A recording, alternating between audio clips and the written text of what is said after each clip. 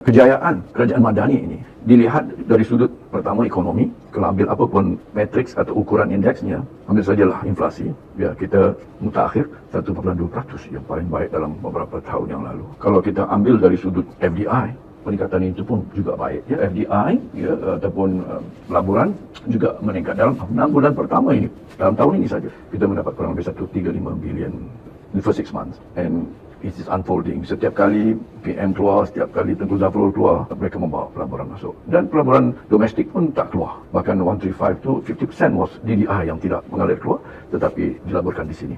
Jadi saya melihat dari sudut ekonomi, satu bibit awal ataupun early signs of a true recovery, yang bukan saja recovery, tetapi dengan dasar-dasar yang telah diletakkan itu, it is ready for second take off. Dengan NIMP-nya, dasar industrial master plan itu, dengan tujuan penanda aras ekonomi madani, everyone itu, dengan national transformation in energy itu, ya, transisi energi kepada satu yang sangat penting, sebab ia sekaligus akan meletakkan syarikat-syarikat kita mampu mengambil tempat dalam the global value chain, di mana apabila mereka comply kepada RE, menggunakan tenaga boleh diperbaharui, dan mereka memenuhi bukan saja ESG itu, the new requirement, produk-produk kita, services kita, kalau ada get that ESG, mereka boleh kita pasarkan pasaran antarabangsa global. Dan begitu halnya yang lain, sekaligus juga saya boleh simpulkan bagaimana reform dan kebijakan ini. All the many reforms, the many RUUs yang kita luluskan, ya. Di samping semua itu, yang penting juga pada saya adalah apa yang dikatakan sebagai protection ataupun perlindungan sosial, yang terus-terusan IPR-nya, STR-nya diberikan suntikan dengan lebih baik lagi. Jadi pada saya, apapun kata membangkang, itu hak mereka untuk terus membangkang, tetapi kerja buatnya, kalau ambil contoh kerja buat Menteri Ekonomi itu, dengan IPR-nya, dengan insannya dan ihsannya itu, tahun pertama ni sudah melihat kepada bulanan dan hasil yang mula-mula dituai. Jadi ya, we have our problem. Ya, kita masih lagi bergelut dengan permasalahan, especially apa yang kita istilahkan sebagai identity politik itu, 3R itu, masih lagi mainan politik of the siege mentality, mainan itu jelas, tetapi itu akan kita hadapi terus-terusan.